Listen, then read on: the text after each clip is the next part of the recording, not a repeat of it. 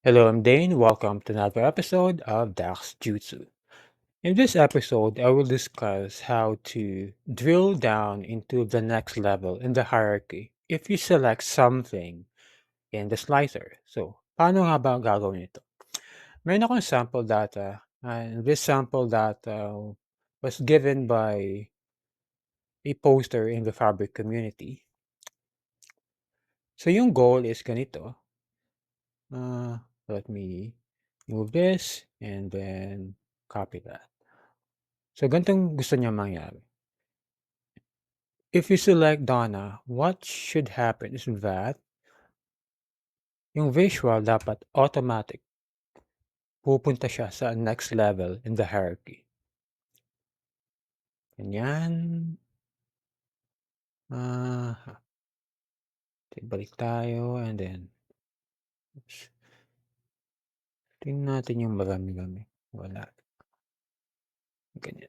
Ayan. So, ito yung goal ni user. Only if may sinelect dito sa slicer. So, paano nga ba gagawin ito?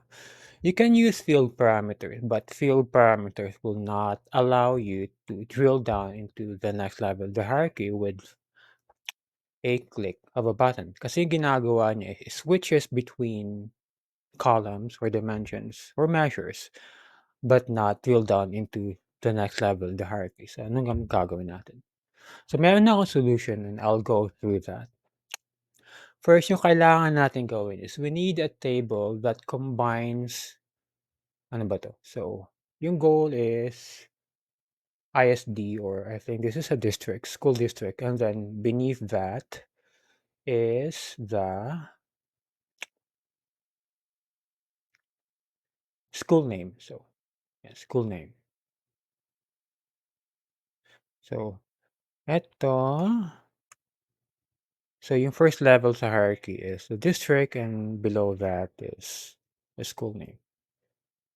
So, ang kailangan natin gawin is we need to create a table that combines both the districts and the school names in a single column.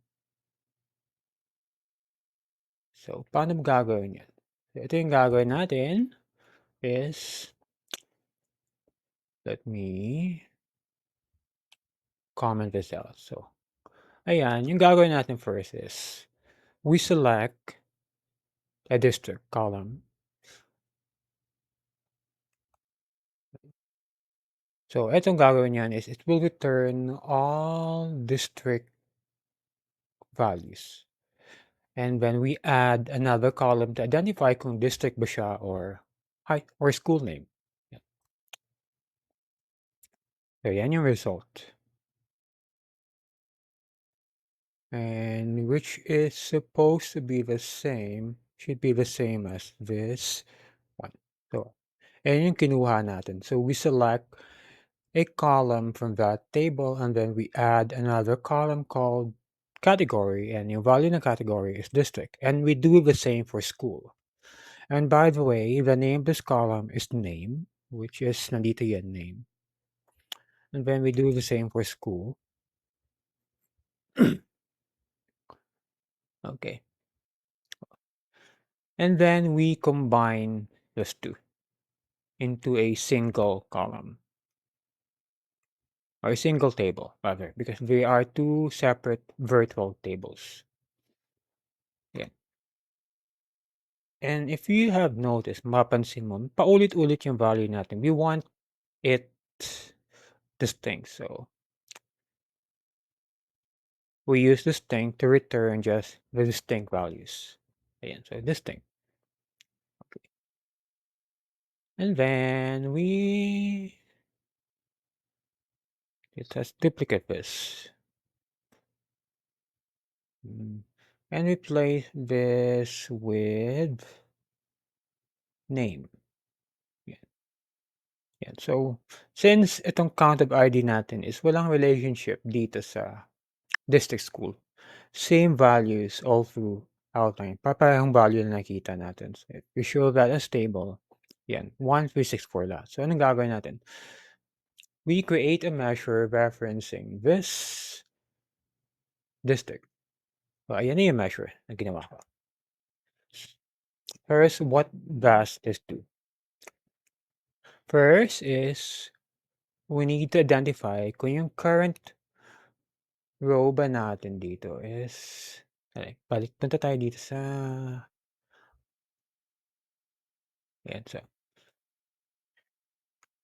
dito natin ng konti and then so we need to identify if the current row in the context is a school or a district. So ayan, category.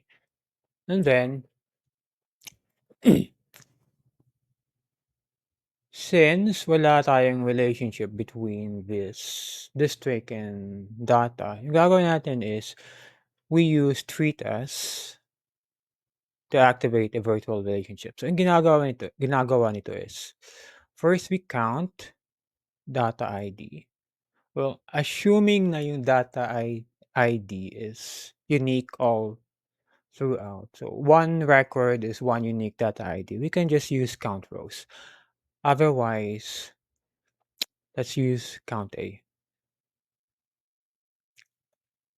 Oh, I think they will yield the same value unless I change this to distinct count.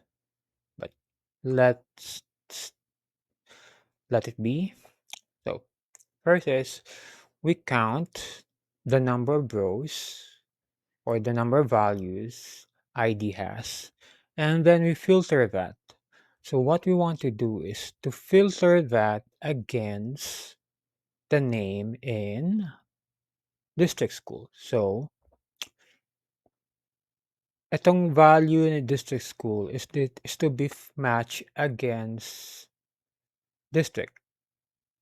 Or what I mean is that yung value nitong district school name is to be matched against district because we're looking at district. And we want to make sure that this will return the district value only if the current category is district. So maglalagay tayo ng additional filter. And we do the same for school, but this time, yung key filters natin is ima-match natin against this column here, which is the school name. And we also make sure that this is supposed to be school. Yeah. We also make sure that our category for school or the value for SCH or school is to be returned only if the category is school. So, ayan.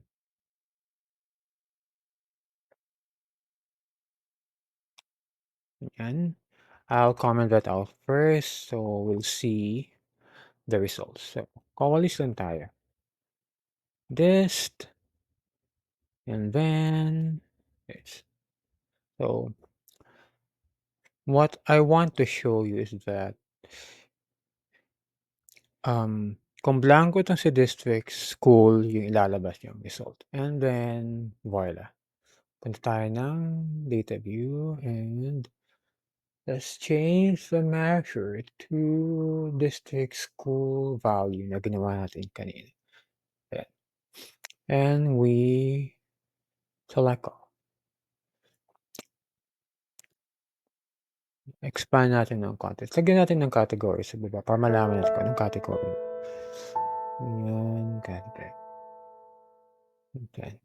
Okay. So, eto na ngayon. We have district and we have school. Okay, so medyo malapit-lapit na tayo. Yung next natin gagawin is to detect kung meron bang selected value or na-filter ba itong ano ngang pangalan 'to? High school, HSISD. So, kung na-filter siya, yung gagawin niya is to return schools only, which matches the value nitong whatever school is selected. Yan. Okay. So, let's go back to our measure. So, ayan. Remove that and so eto. So we want to check if HSISD is filtered. Now, if it is filtered, we want to return school. Otherwise, we want to return district. Ayan, enter. And then, okay. So currently, wala tayong pinili. We did not select anything. So what we're seeing now are just district. If we select one, for example, Donna, ayan, lalabas si Donna. Edinburgh, okay. So, ganyan lang kasimple ang gagawin natin. Medyo papalitan natin ng konti itong x-axis. Tatanggalin natin siya kasi name lang palagi lalabas niyan. X-axis or ayan, x-axis pala. Title and then the value. Can I change the value? Lagyan natin ng konti. Well, yep. Well, unfortunately, I cannot selectively format a hierarchy. So let's keep it that way.